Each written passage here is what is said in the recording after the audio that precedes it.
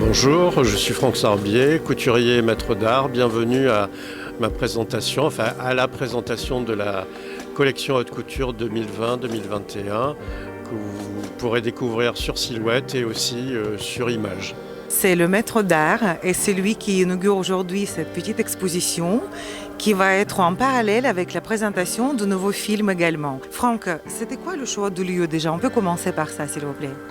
Oui, en fait, on se trouve dans ce qu'on pourrait appeler le temple des techniques, puisqu'on est au musée des arts et métiers, qui fait partie du Conservatoire national des arts et métiers. Et en fait, ici, on retrouve toutes les inventions incroyables de l'homme. Ça va de la voiture à la Statue de la Liberté, à l'architecture. Un musée extrêmement riche et en plus qui est installé dans un lieu qui a beaucoup d'histoire, puisque ici nous nous trouvons dans la chapelle. On a la collection couture qui est exposée aujourd'hui, n'est-ce pas? La collection qu'on n'a pas pu voir malheureusement pendant la dernière Fashion Week couture à cause du Covid. Qu'est-ce que ça vous fait de retrouver tous vos amis, tous les admirateurs de votre création? Je trouvais que finalement cette semaine, ces quelques jours de couture en digital était intéressante. Bon, on avait réalisé quelques années avant déjà un film, et là je trouve que, le fait que ça soit digital, ça a remis aussi le travail au cœur même du métier. Le vêtement n'est pas le seul ingrédient, n'est jamais le seul ingrédient à une présentation. C'est vrai qu'on a fait des choses avec des danseuses. La saison d'avant, on a fait un hommage à Maria Félix, donc il y avait des chevaux. Voilà, donc l'idée, c'est toujours que la haute couture se marie au spectacle. Et donc là, l'idée, c'était de faire ce film en couleur, avec aussi des passages en noir et blanc, avec des acteurs, et raconter une histoire qui est une histoire actuelle, qui a un rapport avec la Covid-19, puisque on a parlé, le titre c'est Il Medico della Peste. Donc c'est un personnage qui a existé au moment de la peste noire, en Europe et surtout en Italie. Mais c'est aussi un des personnages très importants de la Commedia dell'arte et du Carnaval de Venise.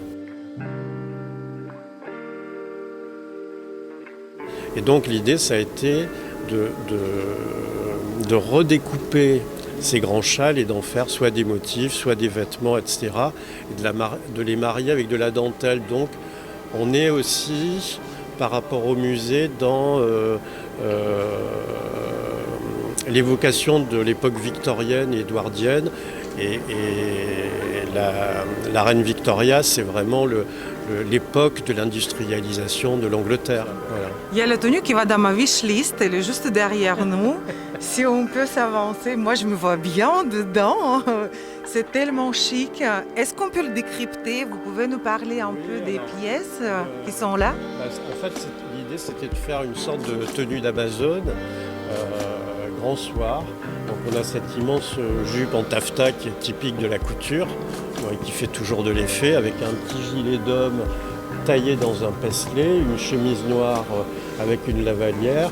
Et en fait, la pièce principale, c'est cette redingote qui est entièrement couverte de patchwork, en fait, de dentelles, de feuilles en velours, de perles de jet. Parce qu'il y a, en fait, ce qu'il faut voir aussi, c'est que dans cette collection, il y a très peu de tissus neufs achetés. Je crois qu'il n'y a que le velours finalement.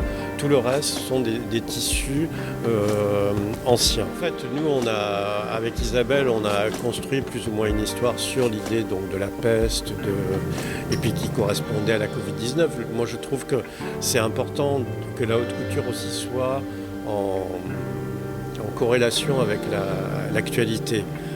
La haute couture, c'est bien de faire des très belles robes du soir, etc. Mais je trouve qu'il ne faut pas se couper aussi du monde qui nous entoure, et que la haute couture, il faut qu'elle évolue aussi dans ce sens. L'idée du film, c'était une idée qu'on voulait refaire quand même depuis plusieurs saisons. Et bon, là, c'est tombé vraiment à pic, puisqu'il n'y avait pas de défilé, il n'y avait que du virtuel, du digital, finalement. Et donc on avait rencontré Amaury Vaulion, qui est aussi photographe. Et donc on l'a connu dans un premier temps en tant que photographe. Et puis après on a vu des films qu'il avait fait. Et on s'est dit c'est lui qui doit faire le film de cette saison, quoi, parce que ça correspond complètement à l'univers qu'il développe. Voilà. Je trouve que c'est important aussi de présenter le vêtement. C'est ce qu'on a voulu faire justement dans le film. Et c'était aussi ça l'intérêt, c'était d'associer chaque silhouette à une invention. Voilà, donc, et pas que de l'invention, il y a aussi des peintures qui sont dans le musée, enfin des choses qui sont extrêmement représentatives. Et l'idée c'était de créer des métaphores et voilà. Olivier Faron, je suis administrateur général du Conservatoire national des arts et métiers. Et avec ma femme Myriam Chopin, qui enseigne l'histoire médiévale, on a écrit la préface du livre qui est distribué à l'occasion de cette exposition. Et comment l'idée de faire ce mariage de la couture et de musée, de l'industrie, on va dire, qui est dans cette salle, était née? Qui était à la base de cette idée? Je pense que Franck Sorbier, avec qui on avait travaillé auparavant, aimait beaucoup ce lieu et il a eu envie de faire quelque chose avec nous. Et comme la période, malheureusement, on est obligé de faire plutôt des films que des présentations elles-mêmes, il a utilisé le lieu au maximum et c'est lui qui a eu l'idée. On est très heureux de faire vivre nos collections avec lui. En tout cas, le lieu est magnifiquement investi, je trouve. Comment avez-vous trouvé cette idée de transition entre la peste et le Covid? C'est quand même le sujet actuel, the sujet of the jour. Alors, vous êtes bien tombé parce que je suis historienne et que je suis médiéviste, donc j'ai beaucoup travaillé sur la peste.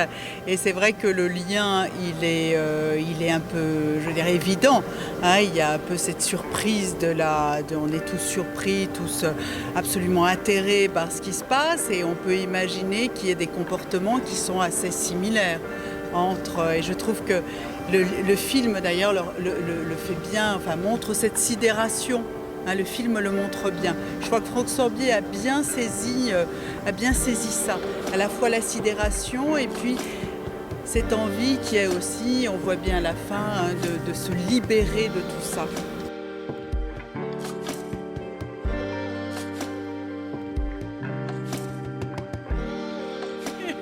Oh oui, j'espère qu'on aura bientôt l'occasion justement de mettre ces jolis. Puis voilà, c'est ce qui est le plus beau dans la vie. Enfin, c'est ça, c'est cette création-là.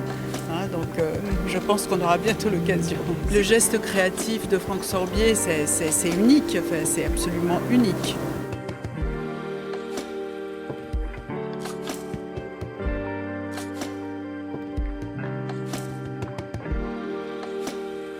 Alors les amis, je ne sais pas si vous pouvez reconnaître ce visage parce que dans le film, il était masqué. Je suis avec Alexandre qui joue le rôle principal dans le film qu'on vient juste de voir sur la dernière collection de Franck Sorbier.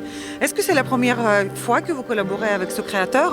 C'est la première fois par Bruno Lepage qui m'a proposé le rôle. Et j'avais jamais mis les pieds encore, même dans des films de haute couture. Donc c'est la toute première fois pour moi. Et quel est votre métier sinon? Comédien essentiellement de théâtre. Et puis j'ai bien sûr fait des petites choses aussi dans l'image. Et puis là, dans la haute couture cette fois-ci. Voilà. Est-ce que c'était différent de vos expériences précédentes dans la comédie, sur les planches? Oui, c'est très différent. Déjà parce que je crois que c'est un film qui est quand même tourné vers le travail de Franck Sorbier, auquel il faut rendre hommage avant tout. On porte des costumes qui sont des costumes magnifiques. Donc il y a quelque chose de plus de porter ça évidemment à l'image qui nous donne un peu une responsabilité de bien le porter, d'y prendre soin.